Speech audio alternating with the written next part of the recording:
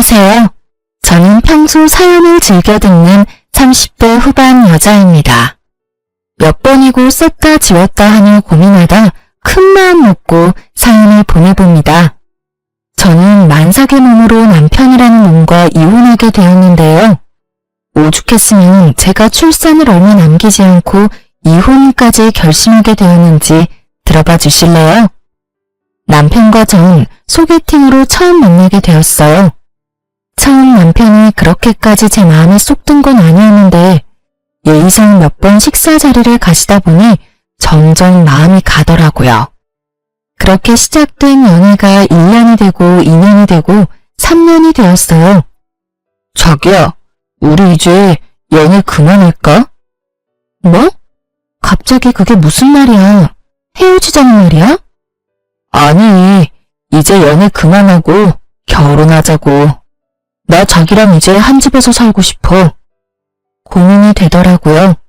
남편을 사랑하는 건 맞지만 그때까진 결혼 생각이 크지 않았던 터라 이렇게 결혼해야 하는 것이 맞는 것일지 하는 생각이 들었어요.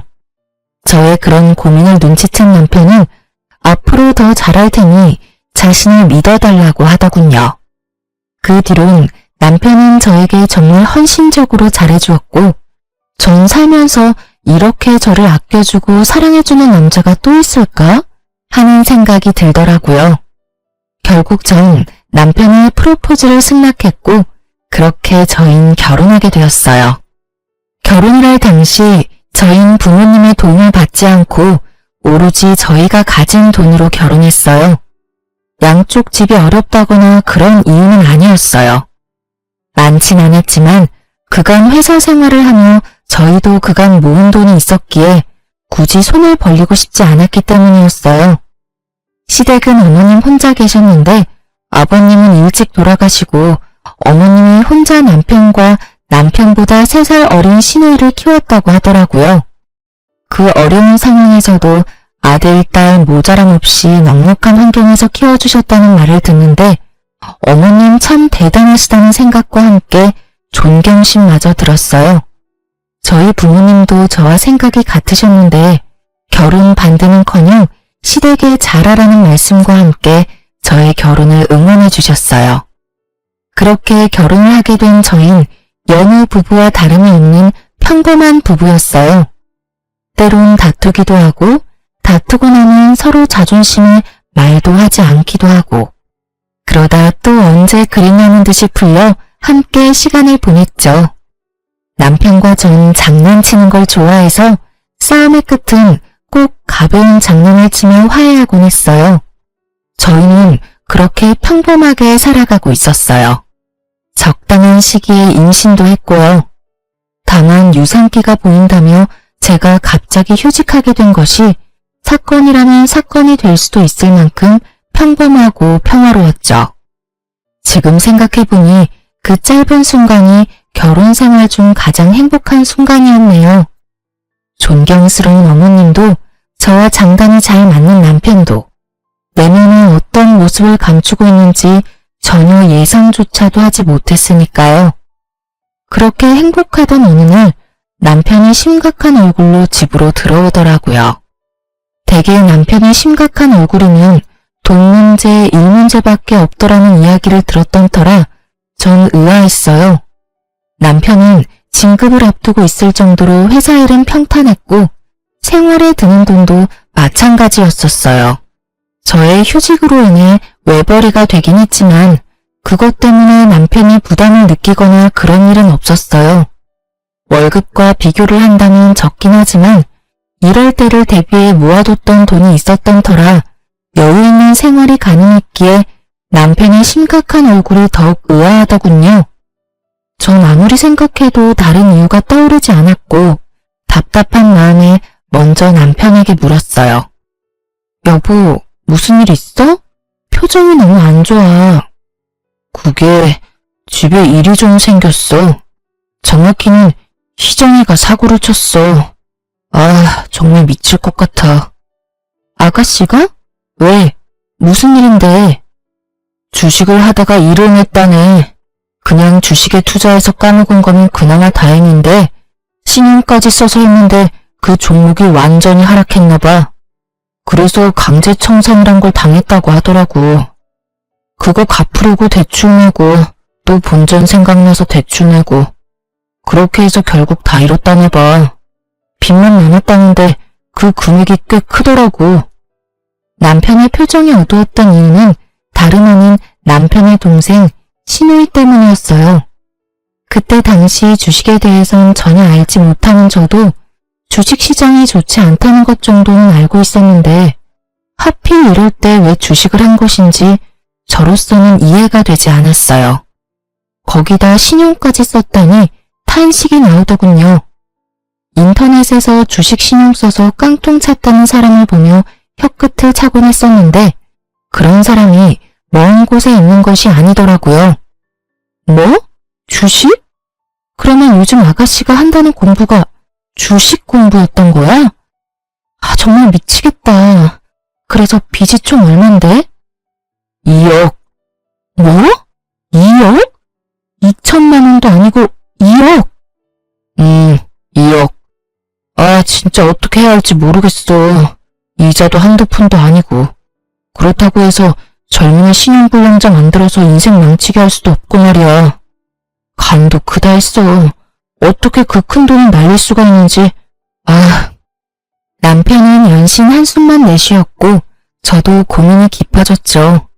제가 알기론 어머님도 하시던 일을 다 접으시고 그간 모아두셨던 돈으로 생활하시던 터라 상황이 좋지 않은 것으로 알고 있었기에 해결 방안도 없다는 사실을 잘 알고 있었기 때문이에요.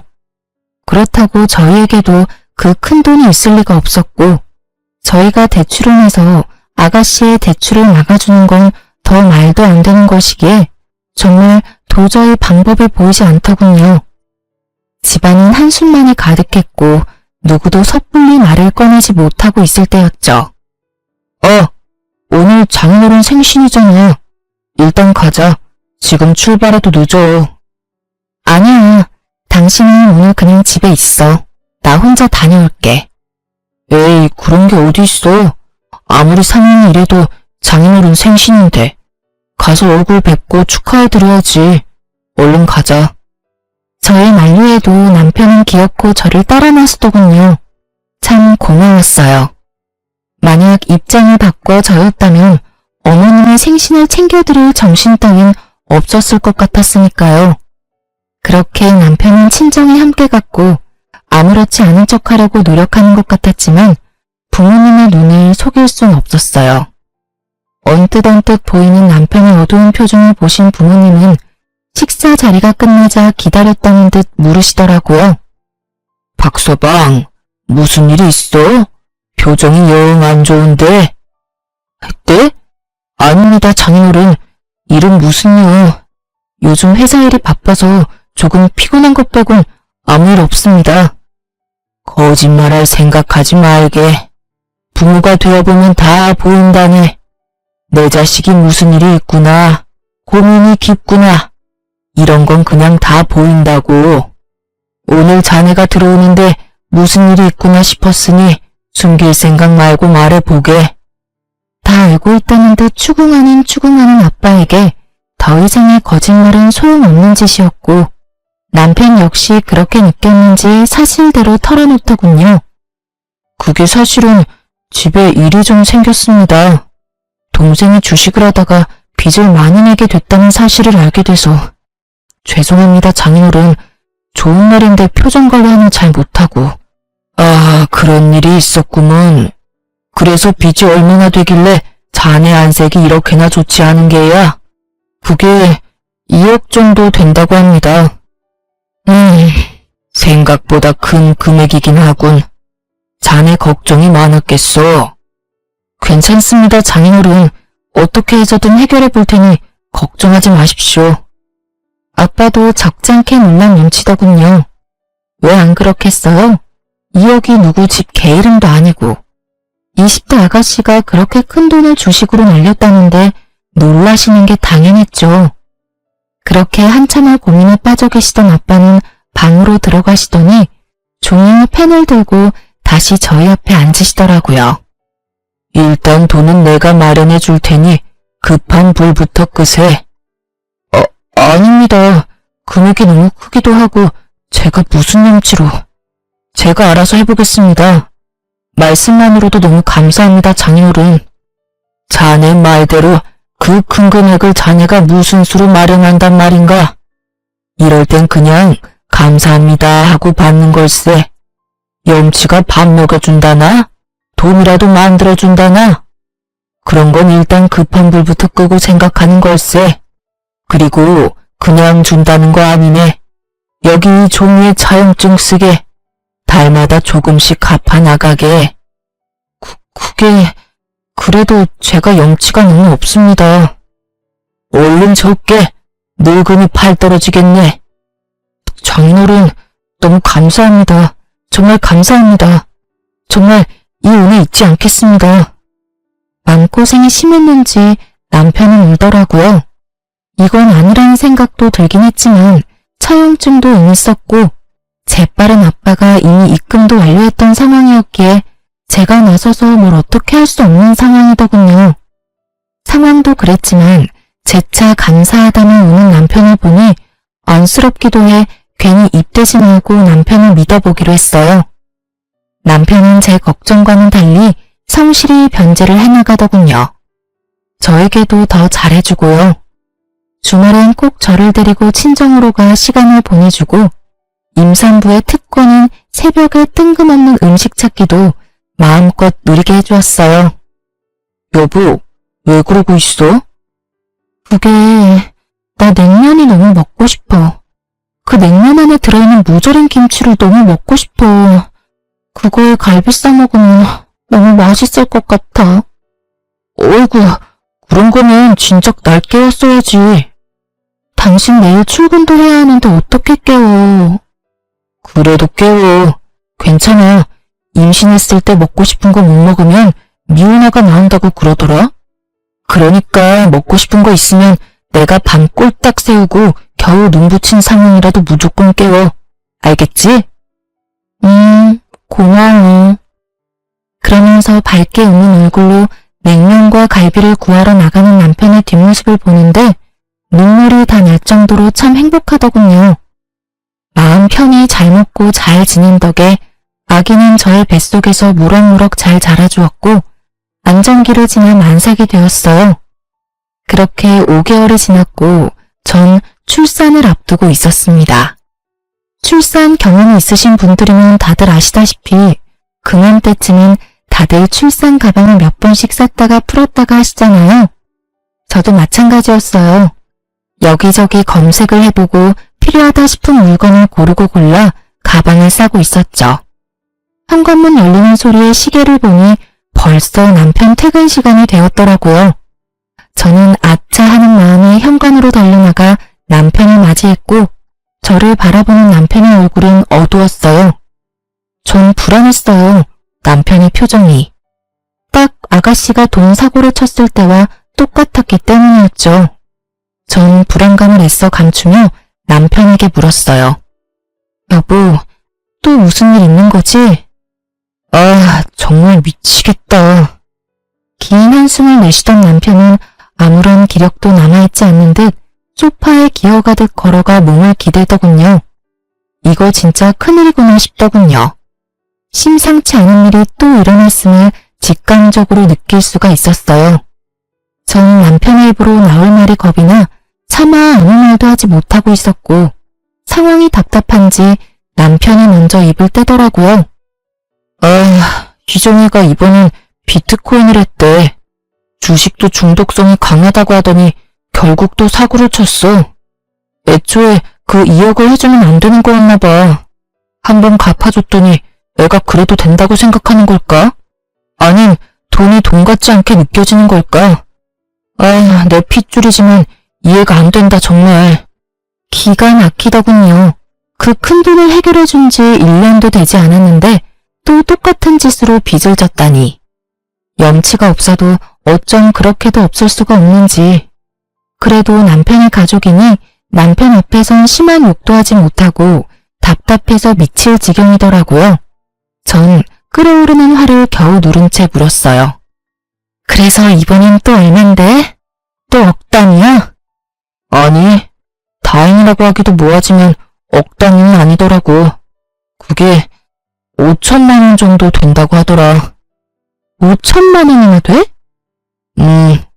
엄마는 그냥 나가 죽으라 그러고 희정이는 한 번만 더 살려달라고, 2번 다신 그런 일 없을 거라고 그러는데 내가 진짜 미치겠더라니까. 아무것도 못하게 손을 묶어놓을 수도 없는 노릇이고 어떻게 해야 할지 모르겠어. 내가 진짜 이런 말까지 하고 싶지 않았는데 아가씨 진짜 해도 너무한다. 어머님도 그렇고 당신도 그렇고 힘든 거 뻔히 알면서 왜 그러신데 도대체? 그러게, 그래서 말인데 나 한동안 장인어른한테 드리는 돈 못 드릴 것 같은데 어쩌지? 우리 아빠 돈은 왜? 설마 아니지? 당신 또 아가씨한테 돈 해줄 거 아니지? 저의 다급한 물음에 남편은 고개를 떨구며 다 기어들어가는 목소리로 답하더군요. 그러면 어쩌겠어. 신불자 되지 말라고 2억은 갚아주고 5천 못 갚아줘서 신불자 만들 순 없잖아. 일단 일부분 먼저 갚아주고 나머지는 달마다 되는 대로 해결해주려고. 이쯤 되니 도저히 참을 수가 없더라고요. 동생이 진 빚 때문에 처가의 돈을 빌려놓고선 또 동생이 진 빚 때문에 처가의 돈을 한동안 못 갚겠다니요.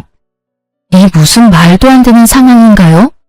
그리고 오빠가 무슨 동네 호구도 아니고 동생이 사고 칠 때마다 도와주면 저 아기는 어떻게 하나요? 전 입에 개거품을 물 기세로 남편에게 따져 물었어요. 당신 진짜 미쳤어? 우리도 이제 곧 새 가족이 생기는데 아가씨 도와줄 돈이 어디 있어. 그리고 아가씨 도와준다고 아빠한테 빌린 돈을 안 갚는다는 게 말이 돼? 안 갚는다는 게 아니라 한동안은 못 드리겠지만 급한 돈만 마무리되고 나면 다시 갚아 나갈 거야. 그러니까 당신이 말 좀 잘해주면 안 될까? 응, 안 돼. 절대 안 돼. 아가씨를 돕든 어머니를 돕든 그건 당신 마음이지만 무슨 일이 있어도 우리 아빠 돈은 빼먹지 말고 갚아. 난 분명하게 말했다. 아, 알겠어. 남편은 서운한 티를 팍팍 냈지만 전 양보할 수 없었어요.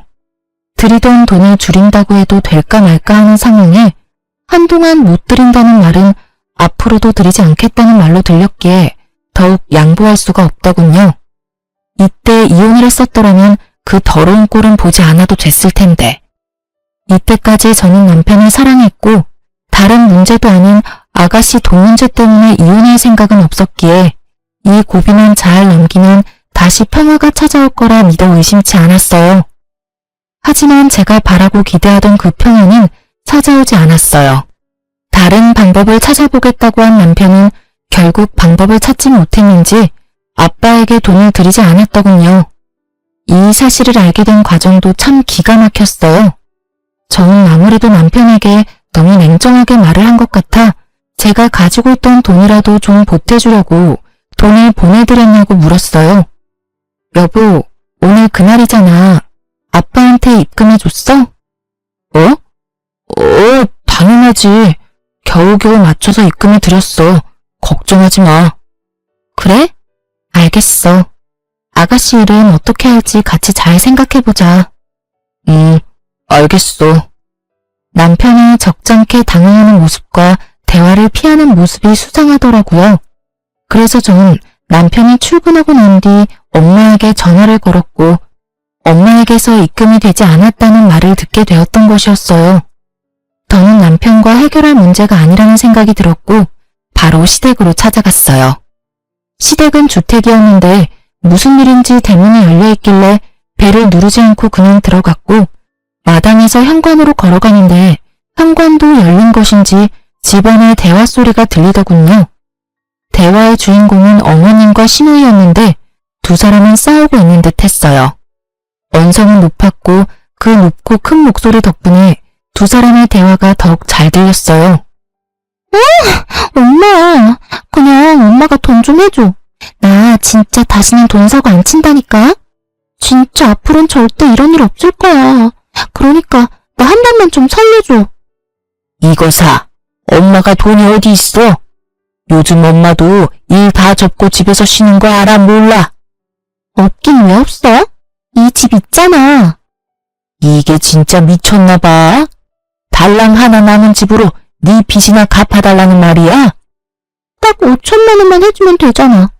집 담보 대출 받아서 좀 해결해줘. 너 진짜 미쳤어? 엄마는 딸보다 이딴 집이 더 중요해? 나 진짜 이러다 신용불량자 된다고. 하나뿐인 딸이 신용불량자 되면 엄마는 좋을 것 같아? 상견례 때부터 철이 없다 싶더니 신우이의 뻔뻔한 말을 듣고 있자니 저 미친 딸을 살려둔 어머님이 대단하다는 생각마저 들더군요. 아무래도 오늘은 날이 아닌 것 같아 돌아서는 순간 어머님의 대답이 제 발길을 멈추게 했어요. 기다려봐 이거사. 네 오빠가 처가에서 또 돈 받아온다고 했으니까 2억도 해줬는데 그깟 5천 못 해주겠어? 그 말을 어떻게 믿어? 그러다가 새언니가 알게 되면 어떡해? 이번엔 네 새언니 모르게 혼자 가서 받아온다고 했으니까 일단 기다려보자. 어찌됐든 이 집은 절대로 못 건드리니까 그런 줄 알아. 이건 엄마 노후 자금이라고. 만약에 또 빌려온다 쳐. 그 돈을 또 언제 다 갚아. 그냥 엄마가 좀 해주면 안 돼? 네가 갚을 것도 아니면서 뭘 그런 걱정까지 하니? 그리고 그 돈을 설마 다 받겠어? 그냥 성의 표시로 몇 달 갚다 보면 인제 그만 갚으라고 하겠지. 혹시라도 그런 말 없으면 처가 가서 힘든 척 좀 하라고 하면 돼.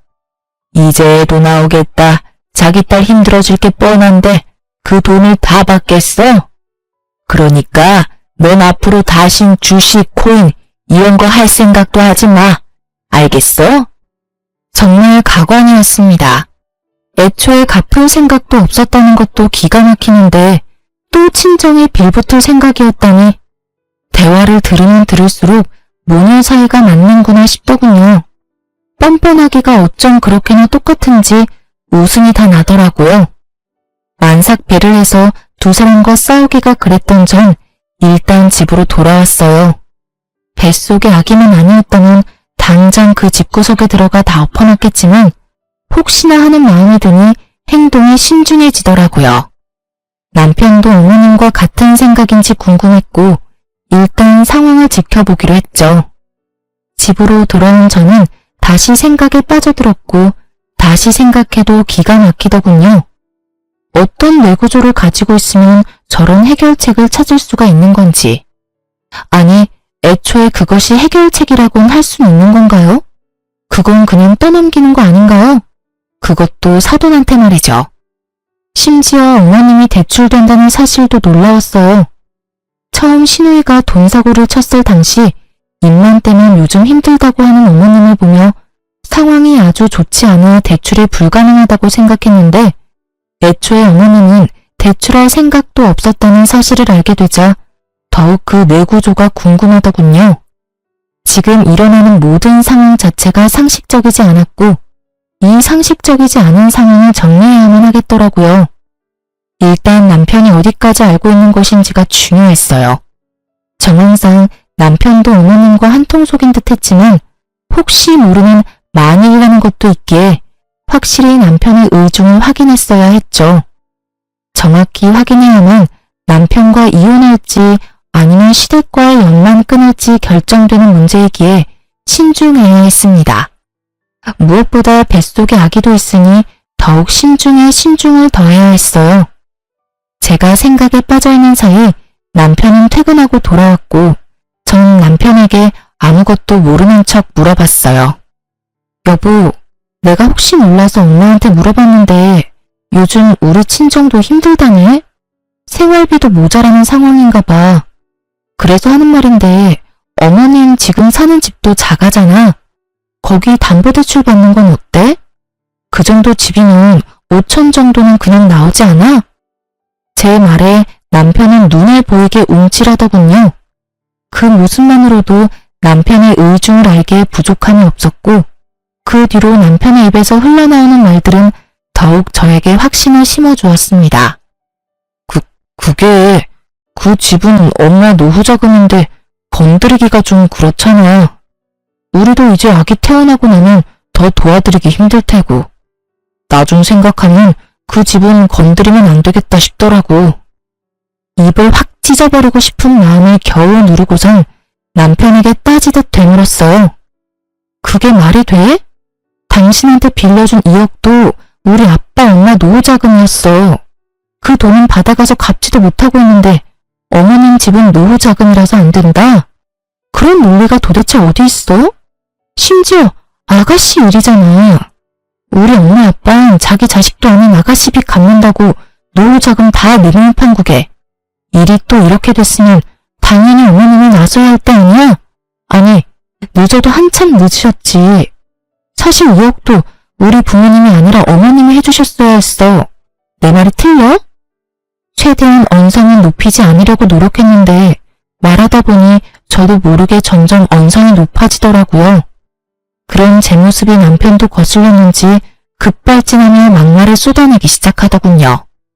당신 지금 그까지 돈 좀 당신 친정에서 받아왔다고 유세 떨어? 그까지 푼 돈으로 유세 좀 떨지 마. 보고 있기 역겨우니까. 뭐라고? 역겹다니. 당신 어떻게 나한테 그런 말을 할 수가 있어? 당신 지금 완전히 다른 사람 같은 거 알아? 당신이 날 이렇게 만들잖아. 그리고 자꾸 이런 식으로 굴면 앞으로 절대 그 돈 안 갚을 수가 있으니까 알아서 해. 알겠어? 당신 진짜 웃긴다. 돈 빌려갈 땐 고맙다고 눈물까지 흘리면서 그 은혜 잊지 않는다고 하더니 이게 은혜 잊지 않겠다던 사람이 할 태도야. 돈을 안 갚는다고? 그걸 지금 말이라고 해? 그럼 말이지 방귀야? 임신했다고 오냐오냐 했더니 남편 무서운 줄 모르고 뭐? 논리?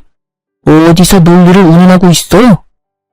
급발진해서 저보다도 더 언성을 높여대던 남편은 가쁜 숨을 한 차례 고르더니 더욱 충격적인 말을 하더군요. 당신 배불러서 이혼당하고 싶지 않으면 알아서 잘해. 무슨 말인지 알지? 이번에도 친정에서 5천만 원 받아오란 이 말이야.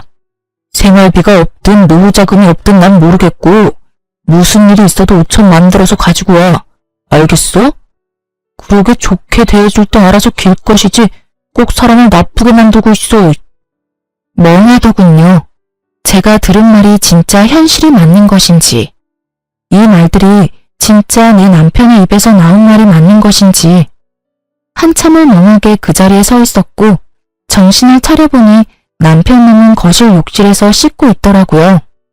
참 가당치도 않았어요. 시댁 인간들이 그따위 내구조를 가지고 있을 때 알아봤어야 했는데 남편 놈도 그 인간들이 별반 다르지 않은 인간이더라고요. 하긴 그 핏줄이 어디 가겠어요? 그 와중에 입고 출근했던 양복은 욕실 앞에 뱀 허물과 다름이 없는 꼴로 벗어났는데 전 저도 모르게 몸부터 움직여 그 양복을 집어들었어요. 치워야겠다는 이런 생각 따윈 없었는데 왜 그 양복을 집어든 것인지 아직도 모르겠지만 어찌되었든 전 양복 상의를 집어들었고 그 순간 상의 주머니에서 종이가 떨어지더라고요. 떨어진 종이는 다름 아닌 차용증이었어요. 분명 친정에 있어야 하는 차용증인데 왜 남편 옷에서 나오는 것인지 그 이유는 전화 한 통으로 가뿐히 알 수 있었어요. 여보세요? 딸, 이 시간에 웬일이야? 무슨 일 있어? 아니, 일은 없는데 물어볼 게 있어서 혹시 박서방 집에 들린 적 있어? 며칠 전에 내 음식 생각나서 왔다면서 점심시간에 왔더라고. 그래서 점심 함께 해서 먹였지. 얼마나 맛있게 먹는지. 요즘 집에서 정서방 밥 안 해 먹이니? 아니, 잘해 먹여. 내가 다른 건 몰라도 끼니는 잘 챙기잖아. 하긴 그렇긴 하지. 그런데 그건 갑자기 왜 물어? 그냥 이야기하다가 엄마 집 다녀왔다고 하길래 뭐 했나 싶어서 물어봤어. 엄마 목소리도 듣고 싶어서 겸사겸사 전화했지. 모든 것이 확실해졌어요. 남편 놈은 엄마가 혼자 있는 시간을 노리고 친정에 가서 차용증을 몰래 가지고 나온 것이었어요. 그리곤 그렇게 생각했겠죠. 이제 차용증이 없으니 최악의 경우 그 돈은 갚지 않아도 되겠다 하고요. 뭘 믿고 저렇게도 당당하나 싶었더니 믿는 구석이 고작 차용증이라니. 굴린다고 굴린 머리가 이리도 멍청하다는 사실을 놀랍기까지 했어요. 놀라우면서도 이런 남자를 믿고 결혼하고 임신까지 한 저 자신이 다 한심스러워지더라고요. 남편의 구역질나는 의중도 잘 알았겠다. 전 더는 망설일 필요가 없었어요. 남편은 제가 만삭이고 곧 아기도 태어날 것이니 아기를 생각해 이혼은 할 수 없어 돈 마련해 오겠지 하고 생각한 모양인데 절 몰라도 한참 몰랐네요.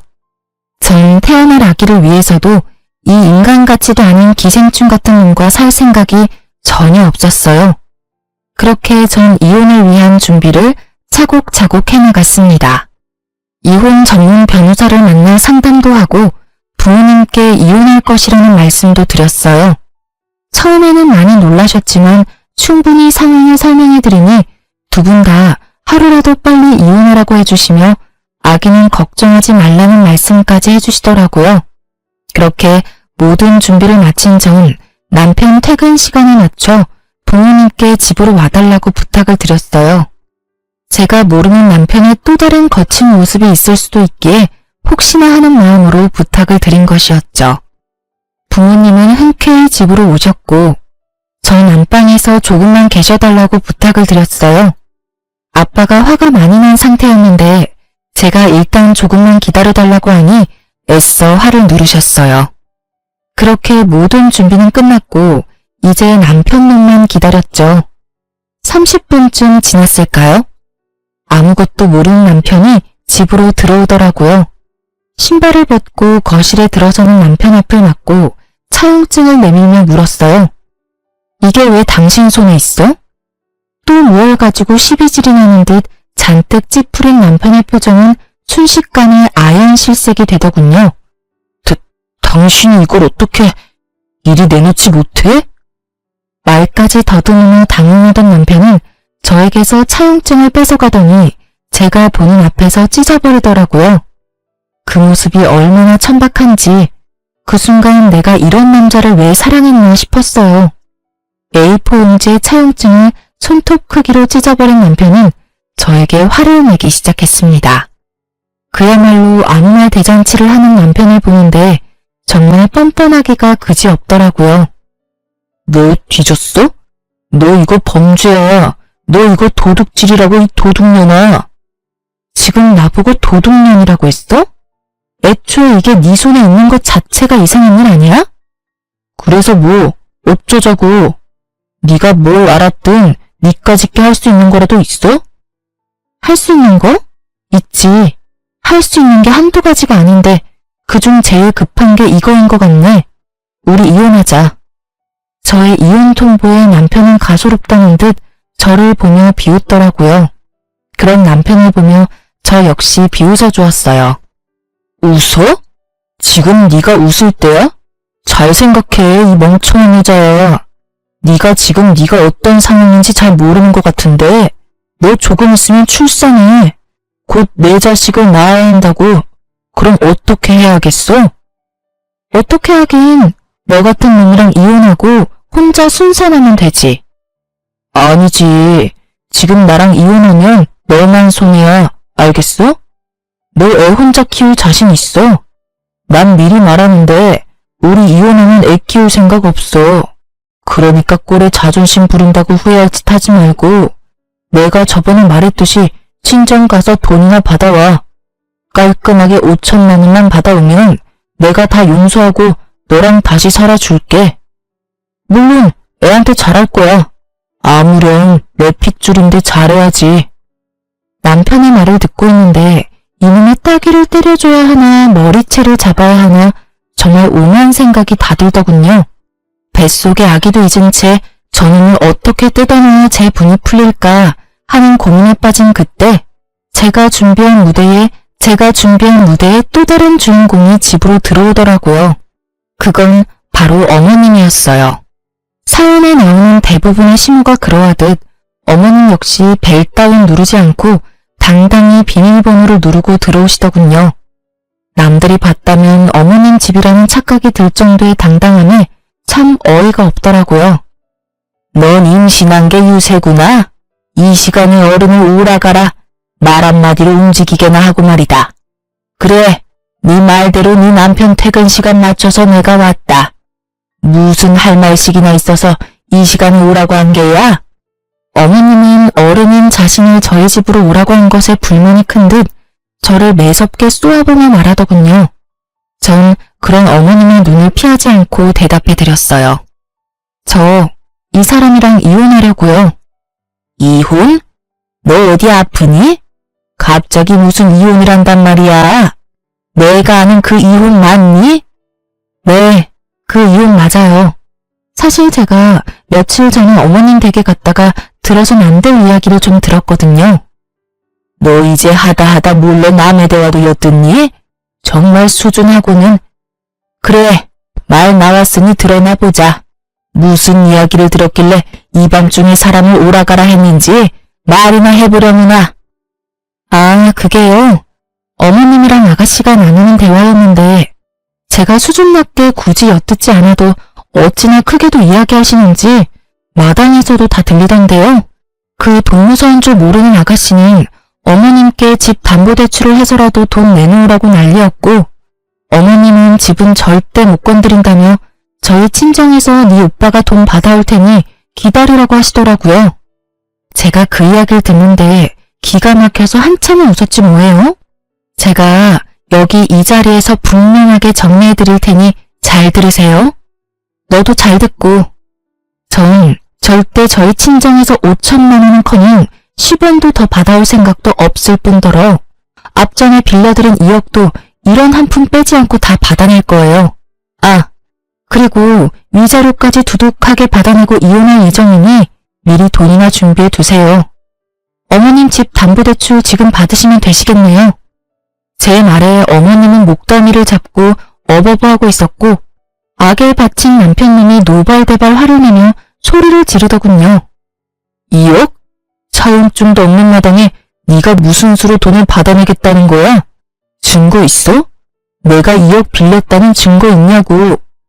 이쯤 되니 정말 이 인간들은 제정신이 아닌 것 같더라고요.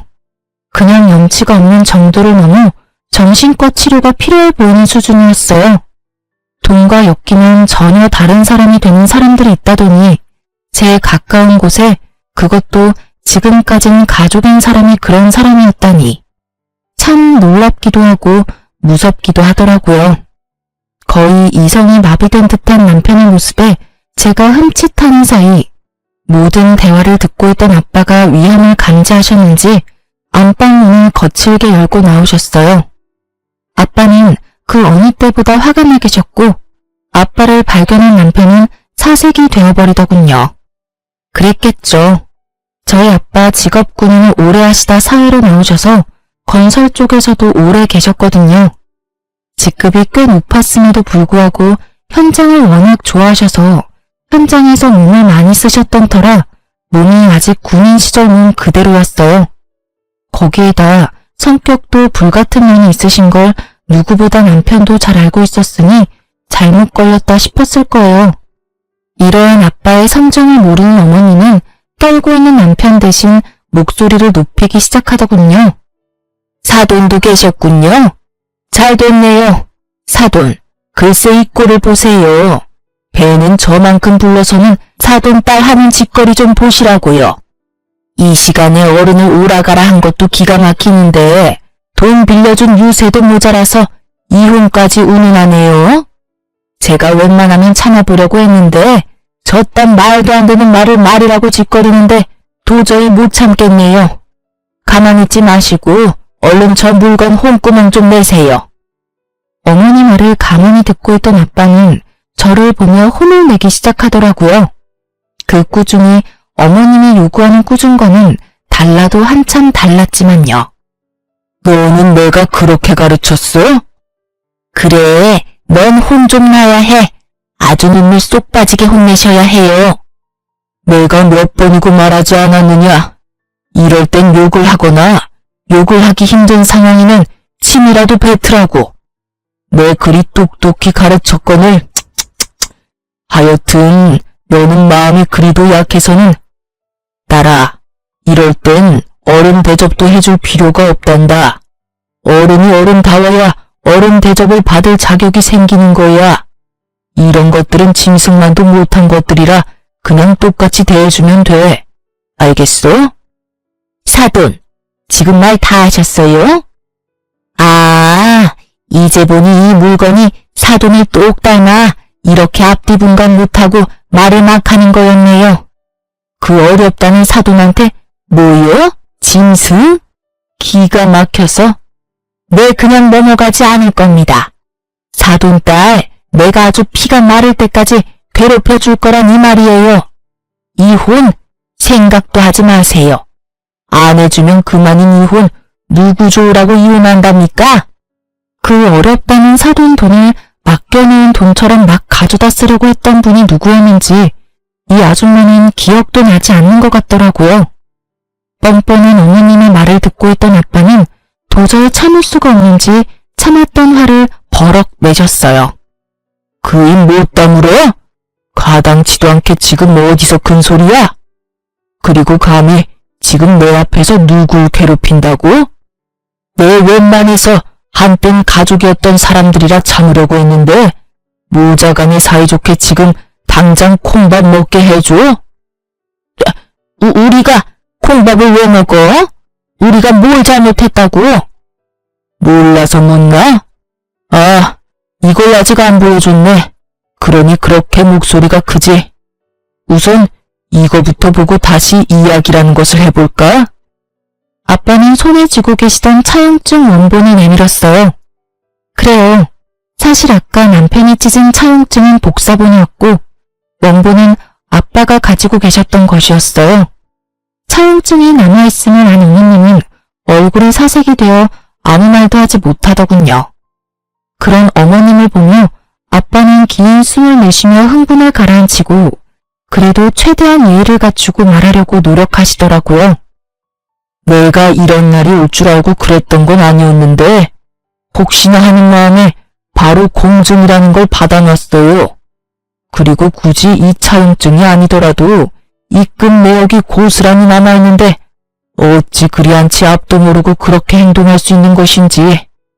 차용증을 자세히 읽어보긴 했는지 모르겠지만 사돈, 여기 이런 조항이 있습니다.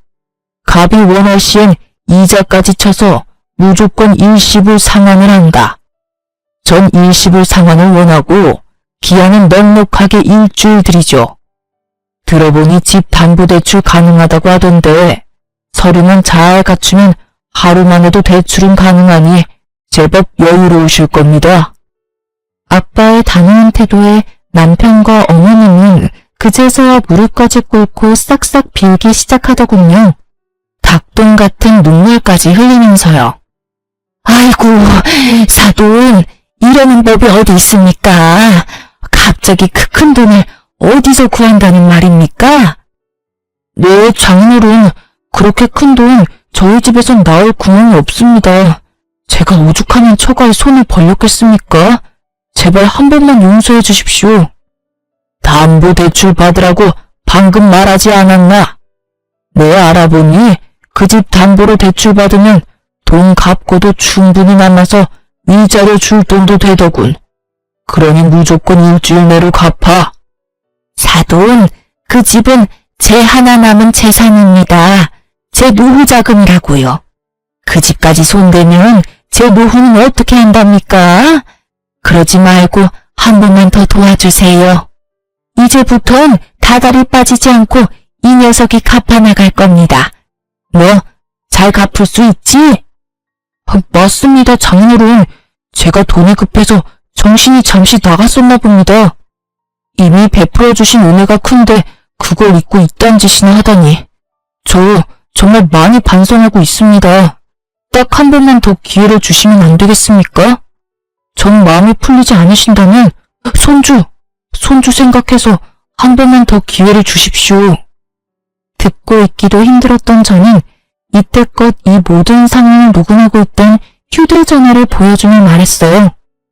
지금 와서 이래봤자 아무 소용이 없어. 지금까지 모든 상황 녹음 다 해놨거든? 이 녹음 파일도 변호사분 드릴 거니까 그런 줄 알고 미리미리 위자료 준비해놔.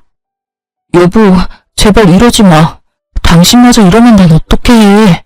뱃속의 아기 생각해서라도 한 번만 다시 생각해봐. 응? 내가 앞으로 정말 잘할게.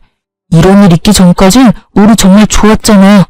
당신이 원하면 나 우리 집에 다신 상관 안 하고 남남처럼 살 수도 있어. 그러니까 한 번만 다시 생각해봐.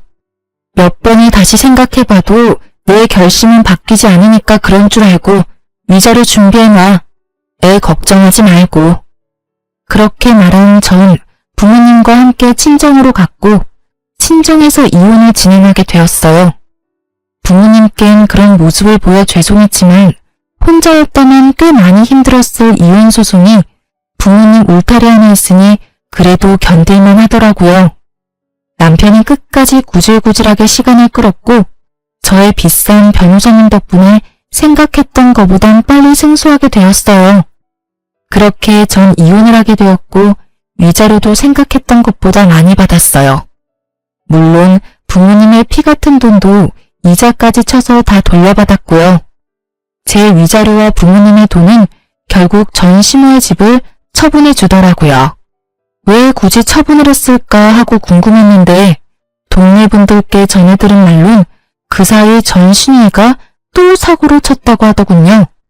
대출로는 충당이 안 되는 금액이라 집을 처분했어야만 했고 전셋집은커녕 월세집으로 이사를 했다고 했어요. 그 말을 듣는데 월세집까지 털어먹어야 그 손가락이 멈추려나 하는 생각이 들더군요. 그것이 마지막으로 그 인간들의 소식은 들을 수가 없었어요. 굳이 듣고 싶지도 않았고요. 이혼하고 난 뒤 2주일 정도 지났을 때 전 출산을 했어요. 정말 하늘이 노랗게 변한다고 하더니 전 노랗다 못해 하늘 볼 정신도 없더라고요.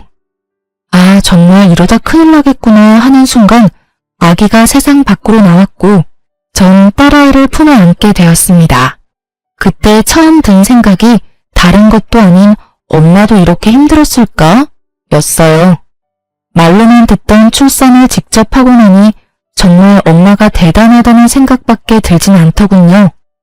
그렇게 제가 철이 들게 만들어준 딸은 4.5kg로 아주 건강한 딸이었고 자연분만을 한 저 자신을 뿌듯하게까지 느끼게 해주는 우량아였어요. 출산을 무사히 마친 전 친정에서 부모님과 함께 지내며 육아를 하고 있어요. 그 건강하던 딸은 어느새 3살이 되었고 젖살이 빠진 지금도 여전히 우량하답니다. 제 새끼라서 그런 것이 아니라 얼마나 귀여운지 동네 어르신들의 사랑을 한몸에 받으며 자라고 있어요. 전 요즘 복직을 준비하고 있습니다. 딸이 조금 크기도 했고 언제까지나 부모님께 신세를 지고 있을 순 없는 노릇이니까요. 새로운 직장을 찾아보던 중 전에 일하던 회사에서 복직하는 것이 어떻겠냐는 제안을 해주셨고 전 감사한 마음으로 받아들였죠. 오랜만에 하는 출근, 설레기도 하고 걱정도 되지만 오랫동안 자리를 비웠음에도 불구하고 두 팔 벌려 환영해준 회사를 위해 이 한 몸 바쳐보려고요.